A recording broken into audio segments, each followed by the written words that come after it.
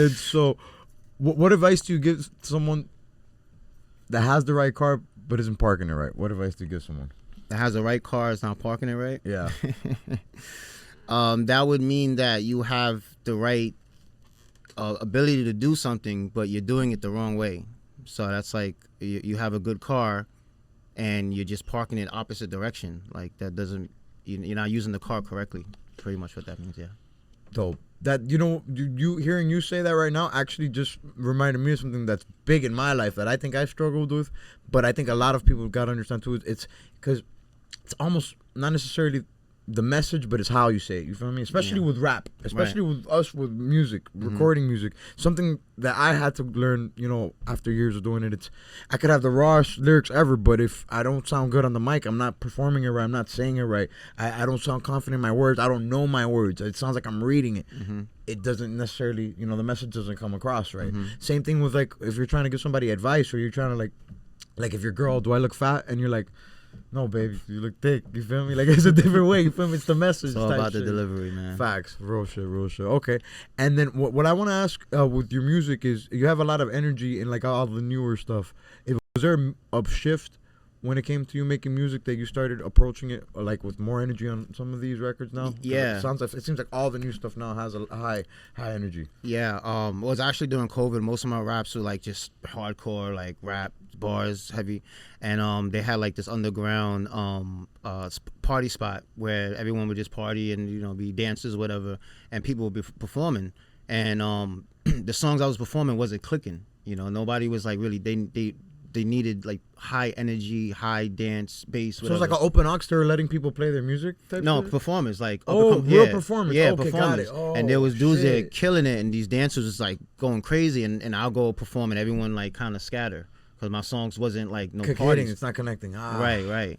So that's when I went. It's funny because the dance song I was playing earlier, that was the first song that made me realize, oh man, I need to start. I was like, I need to start making more high energy because I noticed it when I performed it. Everyone started dancing. I mean, like it was crazy, man. I was like, wow, I gotta stick with this. That's great. And then, so speaking of performance, you got on stage for comedy before you got on stage for rap. Is that right? That's true. That's absolutely true. Yeah. Damn, dog. So what's comedy like? How long have you been doing comedy? How long have you been writing for? So I started when I was like 19.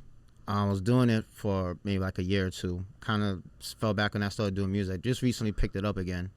But it's if not the hardest thing to do on stage, to face a crowd and deliver something that's going to make them laugh. Do you have a good bombing story? I mean, yeah. I mean, I bombed when I was like 19. I was trying to like make a joke about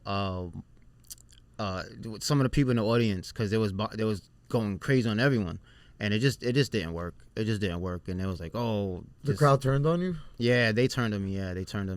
They was like, oh, you go back to where you came from. You're a little kid, because I was only 19 years old. And where's this? Where were you living at 19 years old? I was still in Queens, but I was doing the comedy shows in Manhattan. Dope. Yeah, no, comedy's big in New York. Yeah, it's huge. It's huge. Wow. Yeah. That's cool. And so have you gone on stage out here in Miami yet? Yeah, I just recently started, to tell you the truth, a couple months ago. So now I'm like, have like a whole other image, a whole nother creation that I'm meeting new people that only know me from comedy now instead of music. That's awesome. Yeah. That's so dope. Yeah. And it all connects. And the truth is, dog, I feel like the best artists in music like are multifaceted. They're doing all kinds of other shit that make them more interesting. So that's raw, man. Especially comedy, bro. I think comedy's so raw.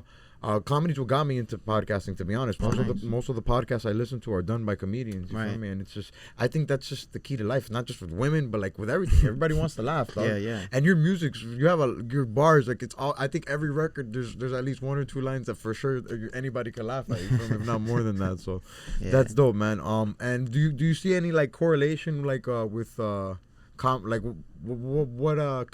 correlations do you see between performing on stage musically and performing on stage for comedy? Because that's, I feel like the natural reaction you're getting with the audience, that's pretty dope. But you get that live with comedy. Is there any other things that like kind of any similarities that the two have? As far as like just getting in the zone, like getting into like a auto zone. Well, that's when your car's messed up. If you ain't parking it right, hey. Oh, full circle moment early on the callback, Hell yeah, callback. that's what we do. The fact that, when you get on stage, like, you just become something different. Like, you're not you anymore, and you have to entertain, whether it's dancing, whether it's singing, comedy, music. You talked about that before. I heard you talk about that on the podcast. That what was it? It was I think it was like during COVID. But Buddy had, I think, dreads. They were smoked out, I think, and it was a homegirl and a dude. I think I know you talk about. I'm gonna drop it right here. But Right I there. think on the pod you were talking about like everybody gets butterflies before performing, but then you get out of body once you're on stage. Yeah, absolutely. Everyone, no matter if you're the top artist or you're someone that just began, they all go through the same motions. Everyone gets a little nervous, and you get on stage and you become something else. And when you get off stage, you're you.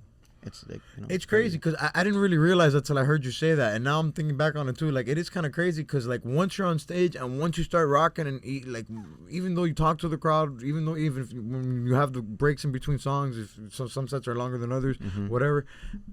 It like in my mind, I kind of remember like I've performed maybe 10, 15 times my whole life, but the truth is like it's kind of like you just go through it. It's like a mission. You just kind of remember the ending of it. And the beginning of it. You don't remember during it. It's crazy. It's like a whole blur.